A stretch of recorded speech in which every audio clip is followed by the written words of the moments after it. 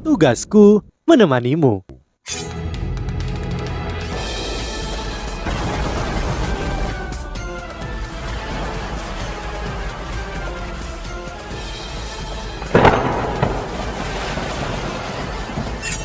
Hai sahabat Pasuk, kembali lagi bersama alur cerita versi novel Solen 2 Sekte Tang yang tak tertandingi.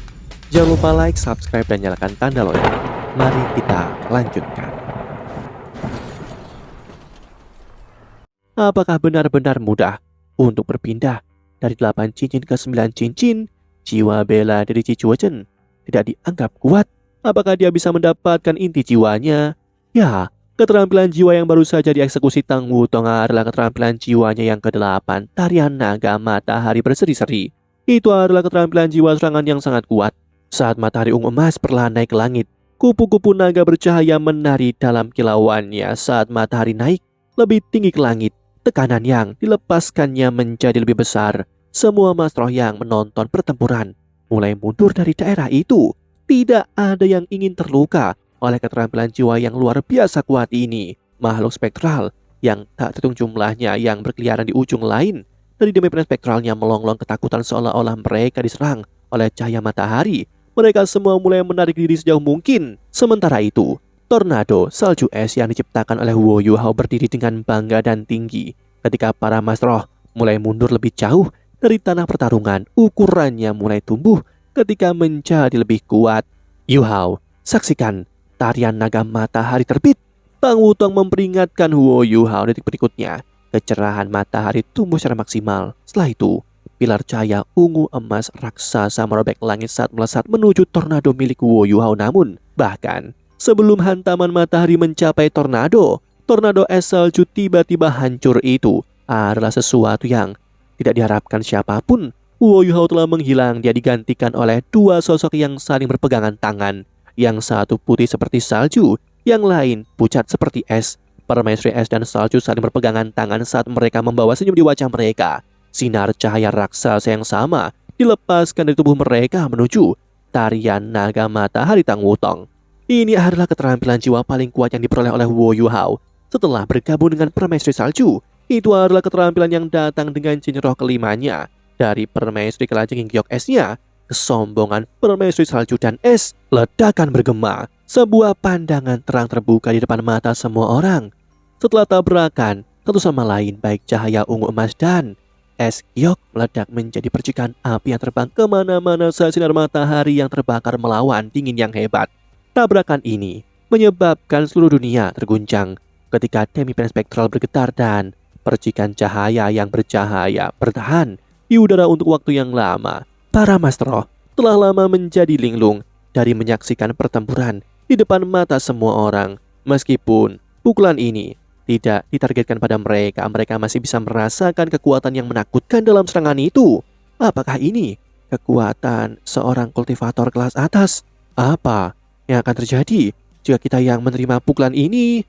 Butuh 10 detik sebelum tabrakan dua keterampilan jiwa untuk mulai menunjukkan tanda-tanda mereda. Pada akhirnya, pertarungan antara Tang Wutong dan Wu Yuhao menemui jalan buntu. Tak satu pun dari mereka bisa mengalahkan yang lain. Akhirnya, cahaya yang menyilaukan menghilang. Tang Wutong dan Wu Yuhao juga muncul kembali di udara. Setidaknya, itu tidak mungkin untuk menemukan sesuatu yang salah hanya dengan melihatnya. Itu seimbang. Tang Wutong mengepakkan sayapnya dan ledakan sonik tiba-tiba terdengar. Dia berubah menjadi seberkas cahaya yang mengalir dan menyerbu menuju Wu Yuhao. Keduanya baru saja melepaskan keterampilan yang kuat yang menguras cukup banyak kekuatan jiwa mereka. Mereka tidak bisa terus seperti ini. Mengingat hal ini, pertarungan jarak dekat tidak dilakukan lagi. Merupakan pilihan terbaik. Sosok Tang Wutong melintas dan dia bergerak 5 meter di depan Wu Yuhao. Tombak naga emasnya berubah menjadi ribuan garis cahaya keemasan yang mengelilingi Wu Yuhao. Raungan naga nyaring terdengar. Pada saat yang sama, tombaknya memberinya keuntungan. Tang Wutong memiliki banyak pengalaman pertempuran. Melalui pertarungan mereka sebelumnya, dia dapat mengatakan bahwa dia memiliki keuntungan dalam aspek senjata. Tarian naga matahari melawan kebanggaan permaisuri es dan permaisuri salju. Tang Wutong awalnya percaya bahwa dia bisa menekan Wu Yuhao bagaimanapun. Dia belum menjadi Feng Hao dulu.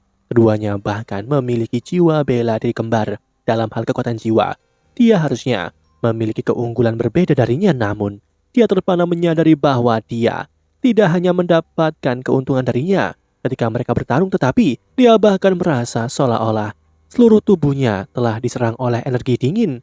Dia tahu itu karena es pamungkas Wu Yuhao lebih unggul daripada jiwa bela dirinya. Dia tidak bisa menerima kenyataan ini. Dia tidak percaya bahwa kupu-kupu naga bercahayanya lebih rendah daripada permaisuri kalajengking Giok es Wu Yuhao. Semua orang kompetitif termasuk Tang Wutong selanjutnya. Dia punya rahasia sendiri.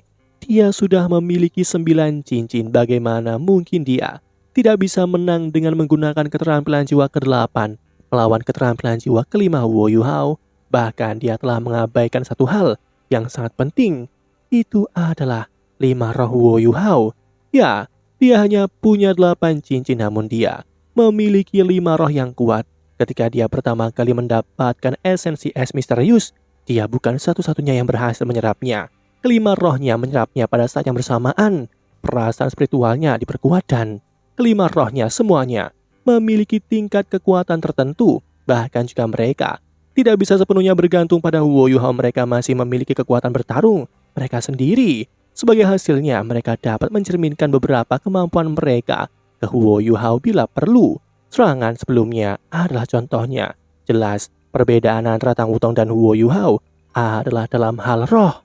Wu Yuhao tersenyum ketika dia melihat tatapan kompetitif di mata Tang Wutong. Sayangku, apakah kamu benar-benar berpikir bahwa aku tidak memiliki kesempatan melawan tombak naga emasmu? Jejak cahaya biru tua muncul dari tangan Wu Yuhao tanpa peringatan. Pada saat itu, semuanya tampak membeku dalam demi plan spektralnya.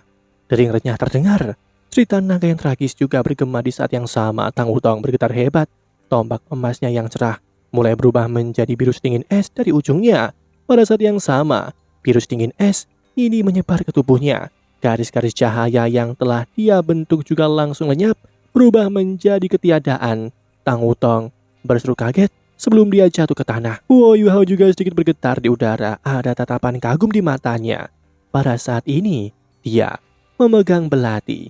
Itu adalah belati yang sangat aneh. Ada permata biru berbentuk berlian di bagian bawah gagangnya. Permata ini bersinar dengan cahaya redup dan misterius. Bagian yang paling istimewa dari itu adalah bahwa ada lapisan tipis kabut putih di sekitar bilah belati ini. Lapisan kabut ini terbentuk oleh tetesan air yang tak terhitung jumlahnya. Itu tidak terbentuk dari konsolidasi kekuatan jiwa dari es pamungkas Wu Yuhao dan juga tidak mengalami perubahan karena kekuatan jiwanya. Tombak jatuh ke tanah. Tang Wutong juga runtuh pada saat yang sama. Dia tidak punya pilihan selain melepaskan tombaknya. Jika dia tidak melakukan itu, rasa takut yang mengerikan akan menggerogoti tubuhnya melalui tombaknya. Dia tidak mungkin menahan rasa takut yang mengerikan itu dengan kekuatan jiwanya. Itu benar-benar tak terbayangkan. Apa ini? Apa sebenarnya ini? Ini adalah pertama kalinya Tang Wutong melihat belati di tangan Wu Yuhao. Tombaknya benar-benar telah dikalahkan oleh belati itu.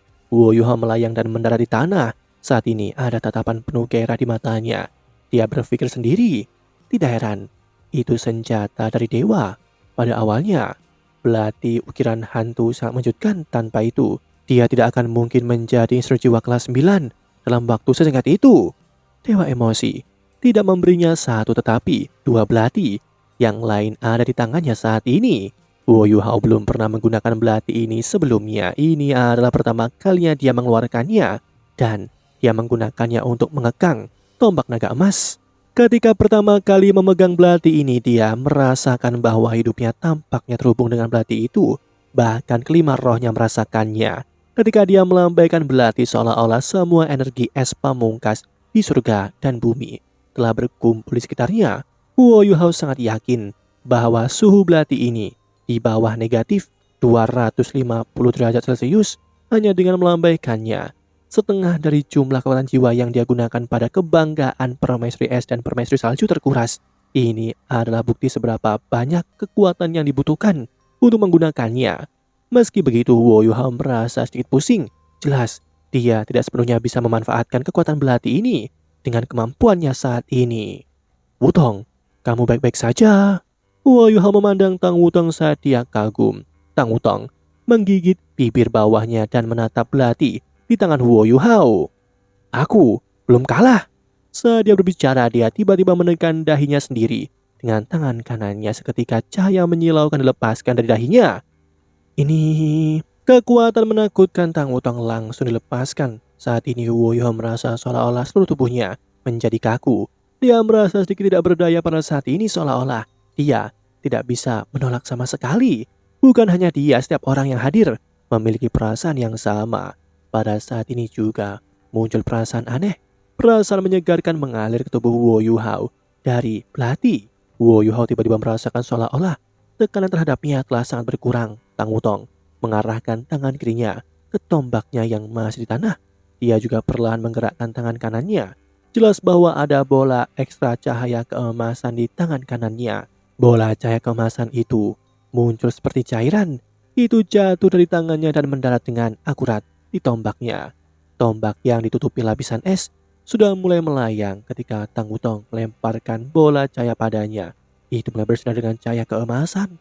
Lapisan es yang awalnya keras dihilangkan dengan suara memekakkan telinga. Setelah itu, lapisan es pecah dan seberkas cahaya keemasan melesat ke langit. Ketakutan yang mengerikan menyebar pada saat ini. Kali ini Huo Yuhao bisa dengan jelas merasakan rohnya bergetar hebat. Itu bergetar karena cahaya keemasan Tang Wutong. Tekanan mengerikan menyebar di udara. Tombak naga emas telah berubah. Itu bukan lagi tombak. Ujung dibagi menjadi 3 dan langsung berubah menjadi trisula emas. Selain itu, Huo Yuhao juga menemukan bahwa rune trisula emas di dahi Tang Wutong telah menghilang sebagai hasilnya Tang Wutong mengerang. Tetapi, sedikit provokatif, saat dia menatap Huo Yuhao dia berkata, "Mari kita lihat apakah belatimu bisa melawanku kali ini." Trisula emas jatuh dari udara dan Tang Wutong menangkapnya dengan tangannya, namun tubuhnya bergetar sedikit saat dia menangkapnya. Jelas menggunakan trisula emas ini juga sangat merugikannya. Apa yang sedang terjadi? Sebelum Huo Yuhao bisa berpikir lebih jauh, Tang Wutong sudah membuat langkahnya. Trisula emas yang bergetar sedikit di udara dan lingkaran cahaya langsung melesat ke arah Huo Yuhao. Ketika Tang Wutong memindahkan trisula emasnya, baju sirah skala naganya juga berubah keemasan. Auranya terlalu kuat, bahkan mereka dari sekte Tang tidak dapat menahannya dan harus mundur. Monster di sekitarnya secara alami mundur lebih jauh. Huo Yuhao sangat tajam. Dia menebas belati dan sesuatu yang aneh terjadi. Belatinya benar-benar membentuk banyak proyeksi padat. Itu tampak sangat kacau dan berantakan, namun jika dilihat lebih dekat, itu sebenarnya mengandung prinsip langit dan bumi. Lingkaran yang dilepaskan dari trisula emas dihancurkan saat mereka berbenturan dengan proyeksi yang padat. Namun belati Huo Yuhao tidak bisa lagi membekukan senjata Tang Wutong. Tang Wutong menjadi semakin takjub. Dia jelas tahu seberapa kuat gerakannya. Dia tidak menyangka Huo Yuhao mampu menahan serangannya. Bahkan Huo Yuhao berada di bawah tekanan lebih dari yang dia kira. Saat ini dia sudah melepaskan tarian naga hujan yang telah diberikan oleh dewa emosi padanya. Belati Huo Yuhao memiliki nama yang sangat mendominasi. Desahan Dewi Beku, belati embun pagi.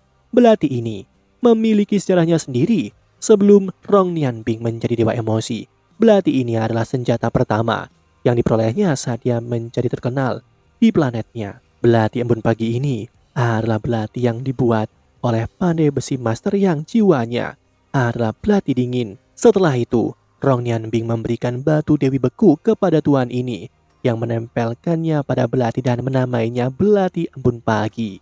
Belati ini mengikuti Rong Nianbing kemana-mana dan merupakan salah satu senjata terpentingnya. Demikianlah kisah untuk kali ini. Sahabat Pasuk, jangan sedih, jangan bimbang, apalagi galau. Karena aku kan selalu menemanimu.